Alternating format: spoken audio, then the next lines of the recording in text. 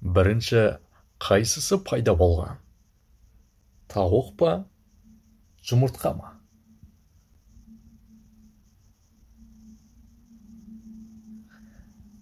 Бастапқыда тауық болған, содан кейін жұмыртқа пайда болған екен. Шаммен айтқанда, бауыр мен жорғалаушылар құстарға айналған, содан кейін олар жұмыртқа салуды үйренген екен. Сөзіме дәйек болу үшін, Ұлыбританияның Бристол университетінің жер туралы ғылымдар мектебінің зерттеушілері мұның жауабын анықтағанын айтып өтейін. Сарапшылар тобы жұмыртқалаушы және сүтқоректіге жататын 51 сүйек және 29 түрді зерттеген. Тауықтың ең алыс ата-бабалары бауырымен жорғалаушылар екені белгілі болды. Олар динозаврлар пайда болғанға дейін миллиондаған жылдар бұрын өмір сүрген. Бұл бауырымен жорғалаушылар жұмыртқа салмаған.